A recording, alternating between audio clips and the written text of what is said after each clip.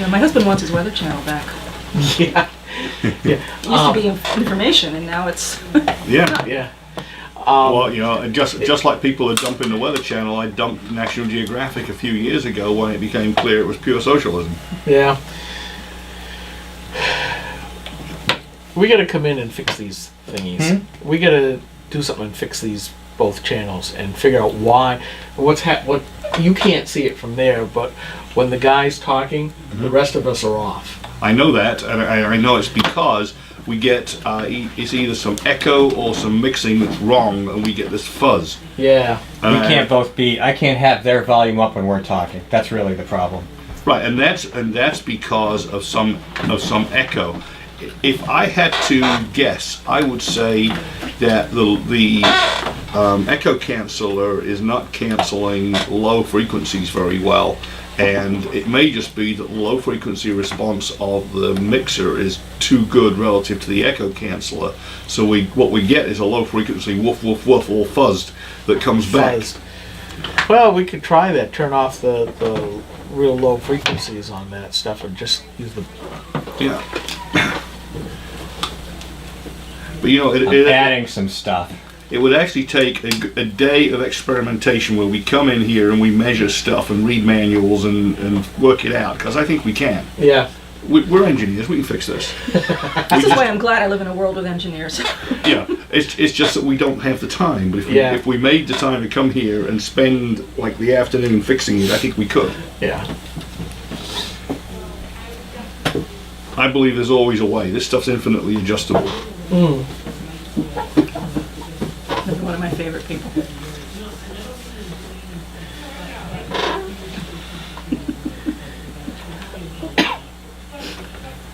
One of two. Which favorite people have we got on that you? I'm finding political commentary by like Dennis Miller, Adam Carolla, and then creating little snippets edited down to fit the time segments I need to fill, so that I don't have to run promos for stations or programs that don't exist or that we're not associated with, which I used to have. They're not even live anymore, so I still need to fill like 4 minutes of sound, and I don't have. I'm getting something from Michael Graham. I'm getting something from Rich Gerard. I don't have it yet though, so I have to I have to wing it. Meanwhile, Ellen Kolb decides to bring in, for the ADHD bloggers, sugar. You got it? Yeah, that's gonna help out real well. No, Susan Olsen said to me, bring the boys donuts. And I said, boys, heck, I'm bringing them for me too. So anyway, there you are, my offering to the All right, gods. you know what? I'm going to open them and let hell break loose. And I've got to keep going till 3 at being alert. So 3.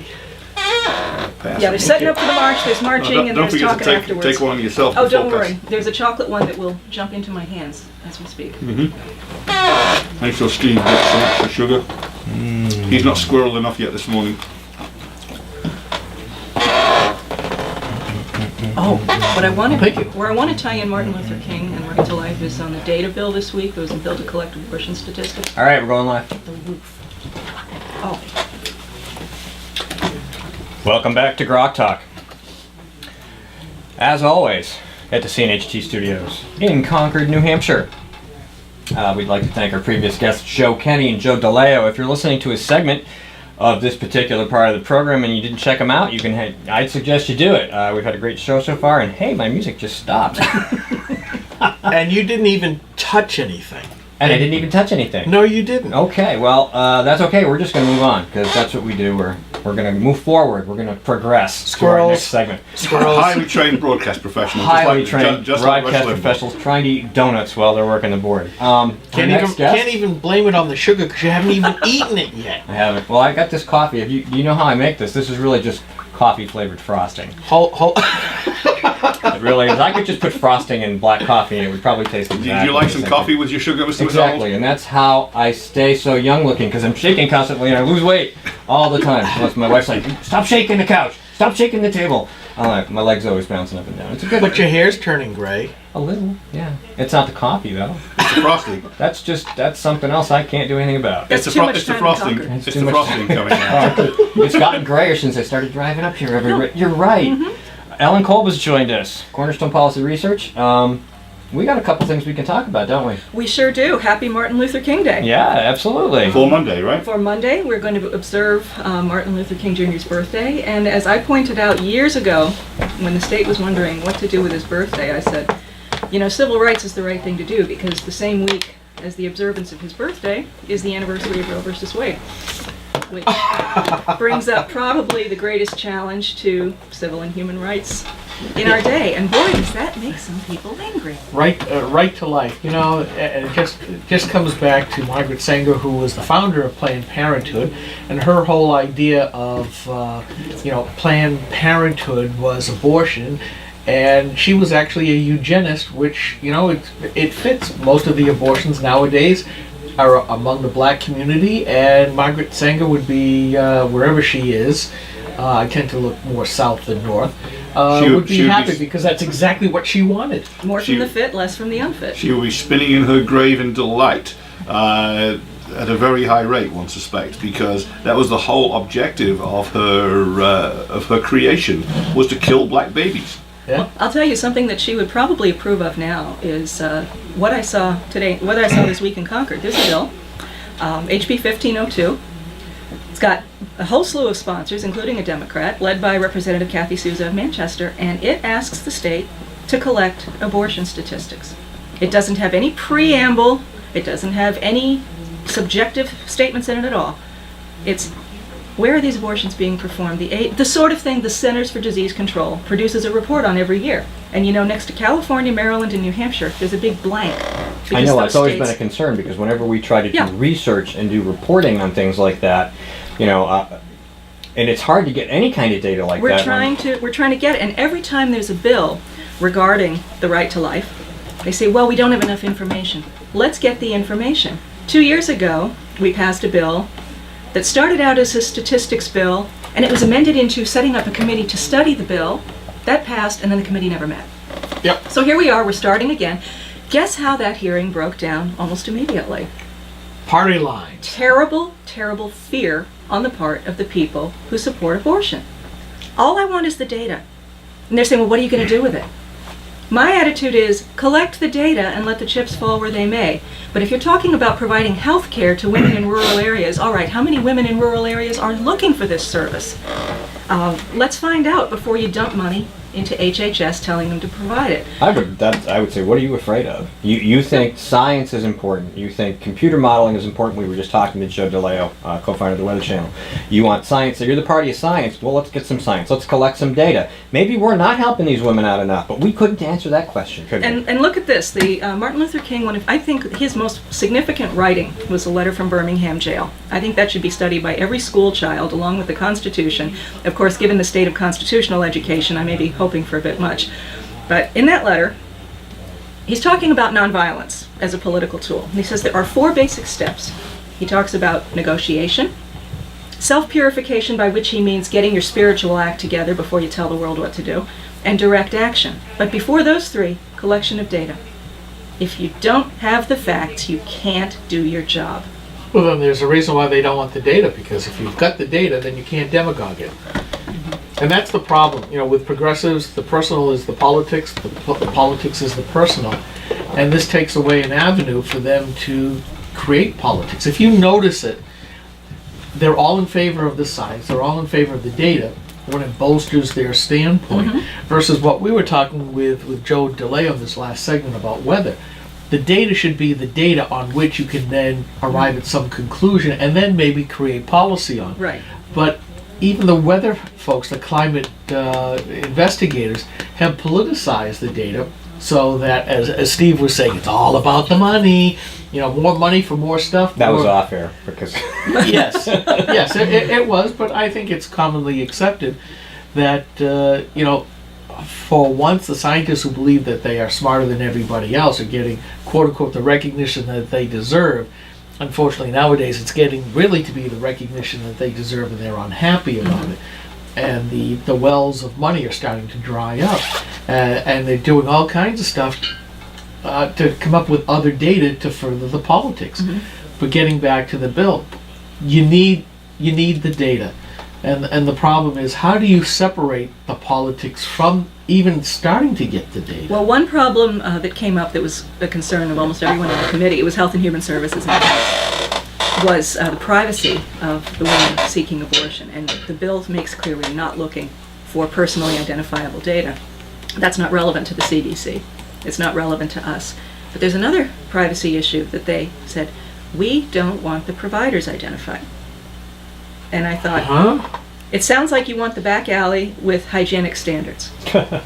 We don't want the providers identified. No, that was a profound concern on the committee.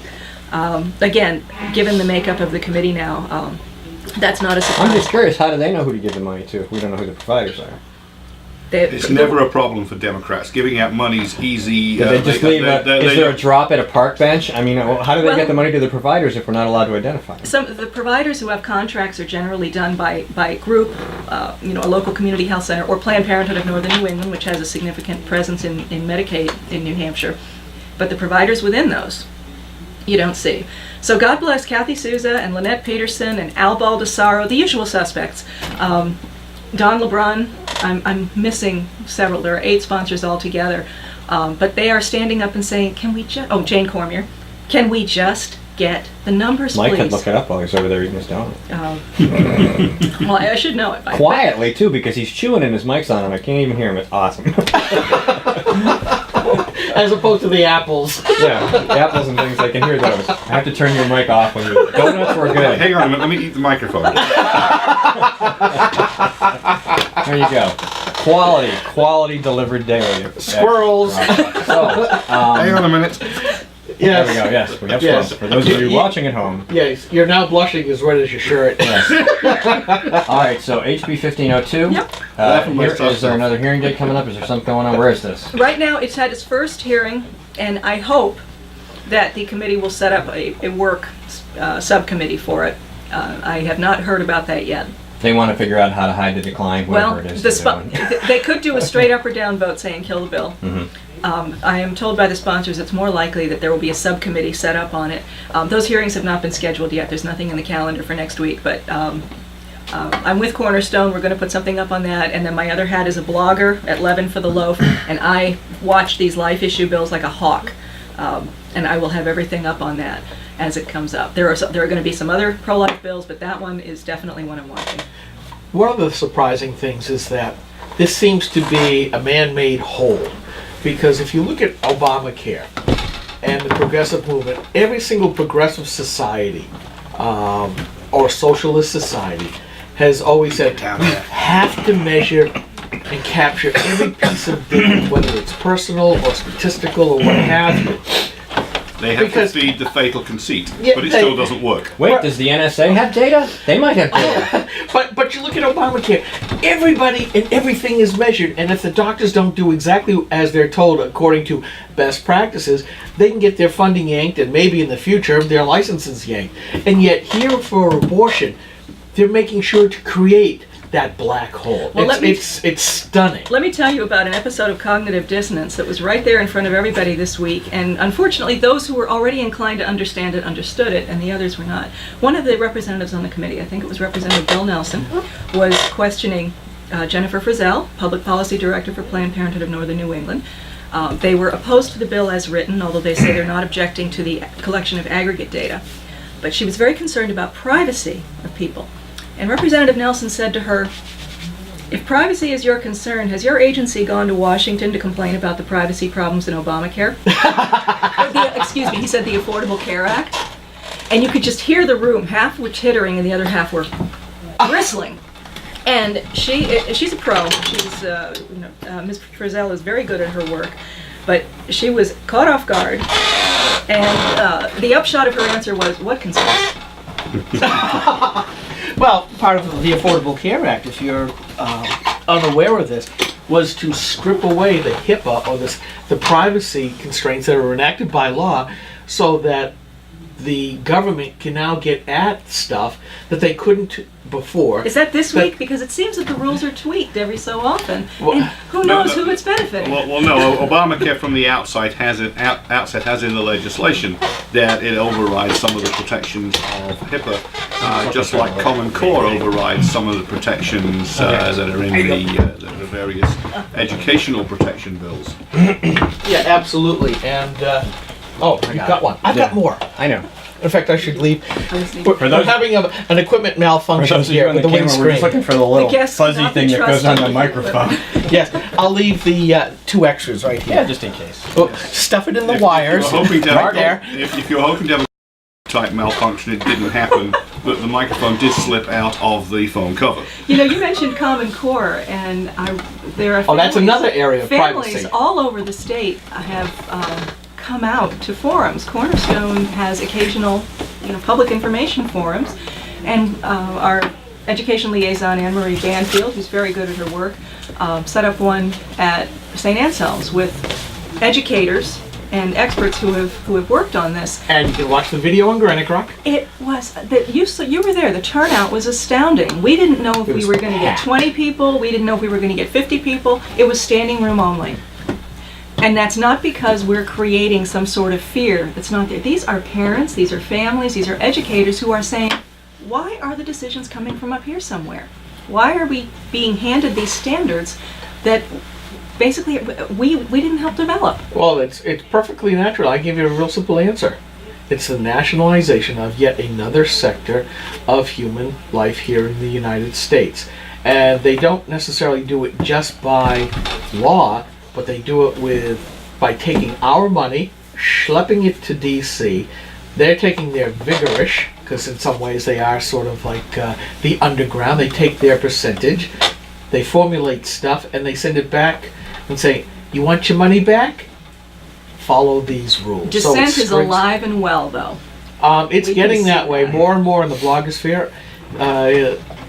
I'm seeing a lot of people rebelling, especially on the right side, not so much on the left, although the privacy concerns are starting to percolate through the left, and they're starting to get a little antsy now, too. Education is becoming a wedge issue. It is, in a lot of ways, because I think it's, are we getting ready to see another Tea Party moment like we did back in 2010? It's unsure, because we're seeing, in the straight political world, we are Tea Party type folks here at GrokTALK and at GrokTALK. We are, Boy, you've got some nerve saying that. well, We're already on the president's enemies list, and we don't care. Yeah, just like we talked about with Joe Kenny in the first segment, we stand up and we say exactly what we feel and how we believe.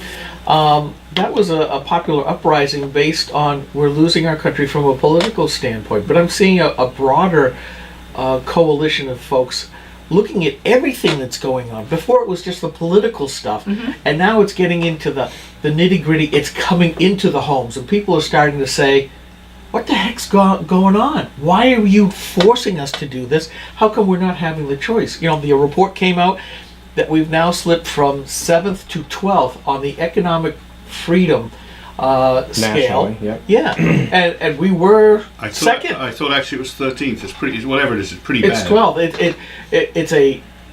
We're heading downhill real quick, and that's a result of DC. Be it Here's a question. The Democrats. Hold on. Does it look like a hockey stick? That's all I want to know. Yes. No, it doesn't. No, it's a 45-degree slope here, folks. Well, But- the regulations that are causing that slip are in fact like a hockey stick coming out of DC right now. Yeah, well, 80,000 pages this last year of more and more Ow. regulations.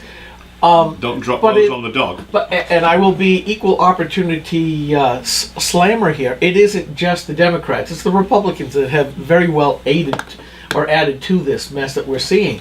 And the question is when are people, or are people starting to stand up and say no mas? We're seeing this in education more than in any other aspect of life that touches families. And it's because parents have the attitude, and parents on all over the political spectrum, don't mess with my kids. Hey, here's a question, and it's education related. No kidding, I'm serious, it is.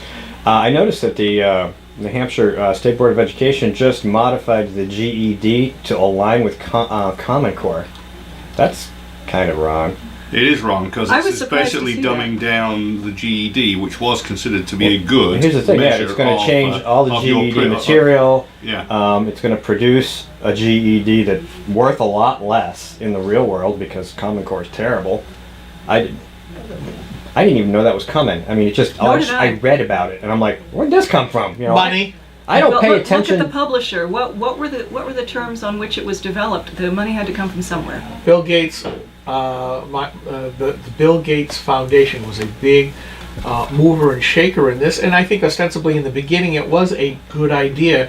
People saw our sinking standards, but what people don't understand that if you take out the ESL folks, English as a second language, if you take out some of the other minorities, groups within the education, like the mentally handicapped or whatever the politically correct word is of the day, and I've given up trying to keep up with what it is. The kids who just can't think as fast as all the rest of the student population.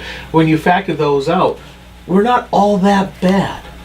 When you can get quiet classrooms and kids who are listening, we do just as well as anybody else. But you look at like the now you got the department, Eric Holder's Department of Justice, which is now saying that you cannot what's the word? Discipline kids.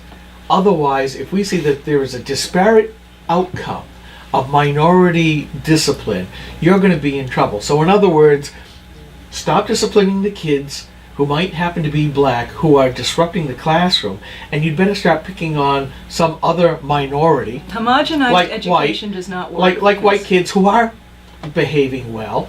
It's like... And yet the Department of Justice is very prejudicial in the way it applies the same. Absolutely, blacks can do no wrong, and therefore they will do lots of wrong without punishment. That's just not how it No, works. let each family determine the best way to educate their children. And Each to discipline family. them. Each Yeah. family. Yeah, well, but to add on to your point, Mike, it seems J. Christian Adams, who now blogs at PJ Media, basically came out and publicly said, there is no racism when it's a minority against a white, because the whites are the oppressors. I mean, that's literally what he said. But Ellen, to your point about the parents want the kids better educated, is this what's driving the charter school, the private school, and the homeschooling movements here in the United States? Absolutely. My own family's experience with charters was very brief and wonderful. It was the Academy for Science and Design, as an example, which is now in Nashua, started in Merrimack. You want to talk about a racially diverse population, a population of students who were first and second generation Americans. At that time, now the school has grown enormously, but I can tell you, the people who came to it first were, all, there weren't, I don't think there were any DAR members there. No, certainly not. I'm the daughter of an immigrant. My son was there. A lot of immigrant families from East Asia, from South Asia, from South America. The ethnic origin was irrelevant. Well, the color I of the would- skin was irrelevant. It I was would think parents they would wanting be drawn to that kids. because the economic rigor in Asian and Indian societies is much more involved. I mean, there's a lot more rigor involved altogether. It's a much broader program. It's more detailed. They come here, they find a public education system which is kind of like, so the first thing they would do is be drawn to something that had that kind of structure to it. Race and color were irrelevant there. It was, you want your kids here, you want a structured program, with an emphasis on math and science, valuing math and science. And it's great to see a school, and my kids have been in public, they've been in Catholic, and they've been in public charter schools. So we've seen it all over the place. When parents are more involved, the kids do better. And parents will be more involved when the federal government isn't saying making you say "Mother, may I" before everything. And that Right. doesn't matter what color, what socioeconomic group. When the parents are more involved in the education, the kids benefit. When you're there for an education, color doesn't matter. And that's why the people that are motivated to be in a better school don't care about color. They care about quality. And overwhelmingly, it's the black parents that want out of the public school systems and into charter schools because they care. They care about their kids. And what they know what the kids are getting in the public schools is horrible. And by the way, what the Justice Department is advocating is a nation of Trayvon Martins. Because Trayvon Martin was the product of exactly those policies applied in the Miami school systems.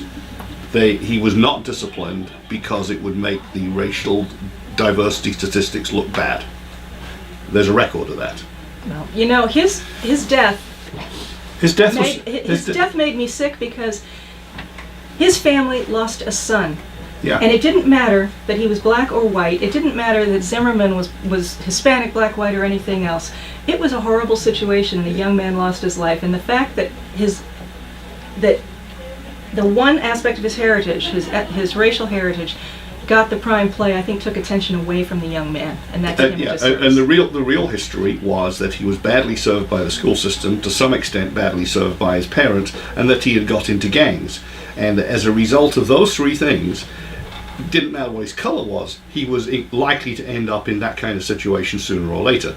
Well, making the choices for education more available to parents is going to have a tremendously good effect on each of our kids. And unfortunately, there's a lot going on in Concord that affects that, because there's always efforts to nibble away at the charter schools that already exist. There's an attitude among some of the folks in the State House that charter schools are not public schools, and in fact they are. They are public schools. Well, one of the things that I keep saying more and more, and I've grown somewhat more libertarian the more that I do this, sometimes just in response to an overreaching government. You know, if the government would put itself back into its place, I might be more conservative than I am now. But the libertarian part of me says, look at our national anthem, land of the free and home of the brave. But look at that phrase, land of the free. Free means I get to choose. And so often we see lately, we're not being able to choose because people that we elect have decided that the role of government is to choose for us, which I absolutely abhor. And I keep looking at this and saying, why do we have such an emphasis on the public education system?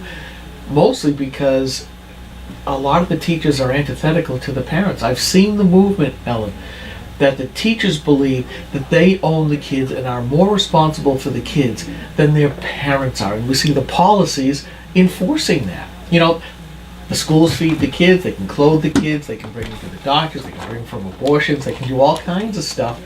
You know, provide preschool, post-school activities. It's like, as parents, where are the kids? They're with the teachers all the time. Is this a good thing or not? Well, the parents are concerned, well, do I have time to do this or that? No, the school will take care of it. And the school says, you know, the parents aren't coming through for the kids, so we have to do that. And only when some tipping point comes does everybody look at everybody else and say, wait a minute, how did we get here? Yeah. Give it back to the families. And are we at that tipping point where families ought to be saying, no, the kids are ours? It's education that is getting people out. You saw what happened at that Common Core presentation. That is motivating people who never thought they'd be involved in politics. That's motivating people who are very uncomfortable with the idea of politics, but it's come home to them. It's their kids. And they're saying, wait a minute, I'm paying my taxes to a local district. Is this district really serving my child? That is a question that's going to change things. Wow. Well, Steve, I know that we're coming down to the end of this segment. Yeah, we got about a minute. So I'll ask the question, Ellen, if people want to know more about this topic, want to follow you or be able to ask questions of you, how do they get a hold of you? Anne Marie Banfield of Cornerstone, my colleague, I think has done yeoman's work in bringing information about Common Core to people. And if you go to our website, nhcornerstone.org, Anne Marie has a lot of information on there. And anyone who wants to get a hold of me, check out my blog, Leaven for the Loaf, Ellen at leavenfortheloaf.com. I tend to deal with pro-life work, but believe me, I've been in New Hampshire 30 years. This is my home. There is nothing on the canvas that I'm not interested in. But I look forward to hearing from your listeners, because there's work to be done. There's work to be done. And it all comes down to an informed electorate and Absolutely. an informed citizenry. Absolutely, and that's what I'm going out to see today at the March for Life. You're going to see 500 people from all over the state who don't get involved in politics, but they want to make their way of saying, you know, this is something I'm concerned about, and I'm not alone. Oh, very That's good. wonderful. What else is up for you? Any other events other than this March coming up today? Anything else that we should know about? Right now, we don't have any events in the cooker, but they will be coming up within the next few months. We have a new executive director, Brian McCormick. And Oh yeah, we got to get him in here. I'm going to see him today. I will Drag tell him. him in here. And we're going to be putting together some programs through the end of the year to keep everybody excited, informed, and annoyed. Well, All right, well, hey, And that's annoyed helps. Annoyed votes. That's what GrokTALk is all about, and we'd like to thank Alan for being with us today. Thanks for having me. Glad to have you here. And my name's Steve McDonald. I'm here with Skip Murphy, Mike Rogers. This is GrokTALk, and we'll be right back with Mike Gill from Mortgage Specialists to talk about New Hampshire corruption.